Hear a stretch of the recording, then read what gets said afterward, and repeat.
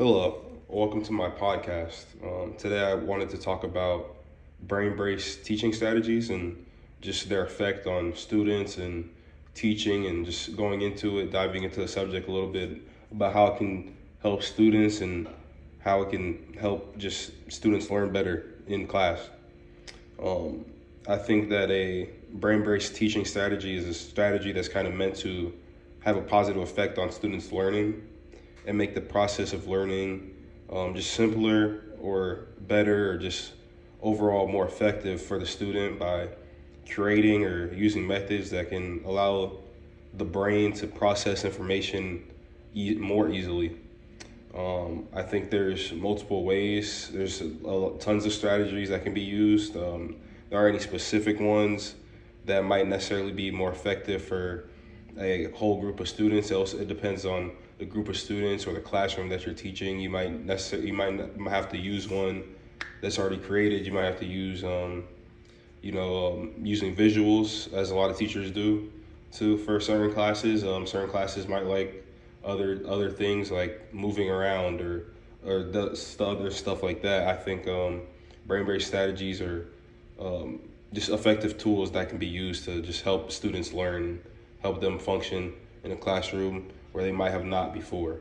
I think that one thing I had kind of learned from doing this podcast is just kind of trying to create assignments or quizzes or tests or anything of that nature that allows students' brain to kind of focus on one thing more specifically and allow them to have an easier time retaining and using that information, not just in the classroom, but later on for them in life. I think some strategies that could be effective for brain-based teaching strategies are storytelling. I feel like everybody loves a good story, and I think that storytelling is an important skill that everybody should learn. I feel like telling a good story always feels good, and when you get a good response, it's always nice to know that you've told a good story. I feel like it's telling a story is something I feel that I have a strong suit in. I feel like it's something that will be effective for me. I feel like knowing timing, rhythm, how to set up the story, and just overall painting a picture in somebody's head is just an effective way to not only get your point across, but to teach others and allow others to learn from what you're trying to say and what you're trying to how you're trying to get your point across. Um, I think that it was something that was really effective for me as a student, and it helped me remember a lot of information and retain information in tough times. I could always think back to a story where there might be a lesson taught, or there might be a term used that I might use later on, or certain things like that. I feel like I learned how to tell stories from people that told stories to me. So I kind of used the best of what they taught me and from what I've heard, and it allowed me to become a good storyteller, I would say. I think mnemonic devices are also good as well. I think using acronyms and things like that, simplifying a lot of words into one word, or creating some type of a catchphrase or something like that, just really sticks to your brain and allows you to remember it when you most need it.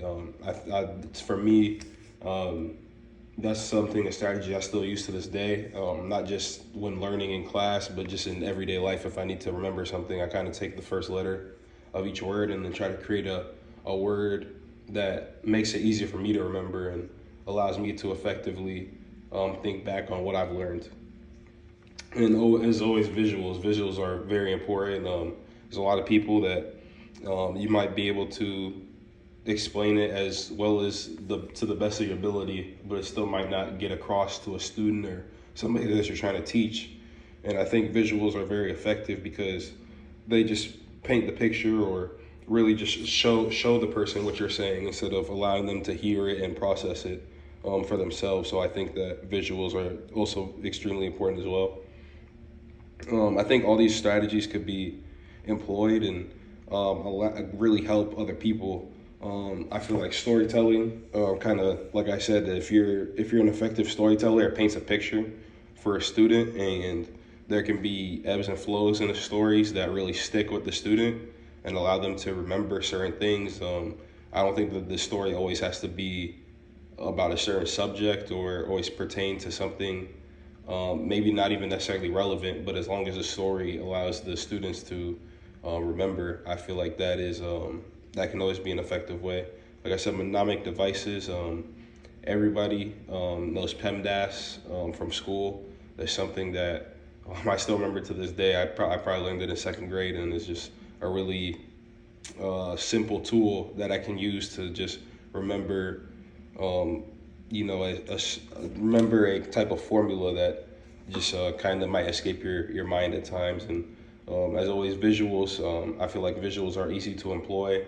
If you do a good job, visuals can boost what you're trying to teach to the next level and really be effective and allow people to really remember how you do stuff. So overall, I thought that this brain-based teaching strategies and learning about them was a great idea, and I just thought it was something that was really cool, and I wanted to share my thoughts with you guys. So I hope you enjoyed my podcast, and have a good day.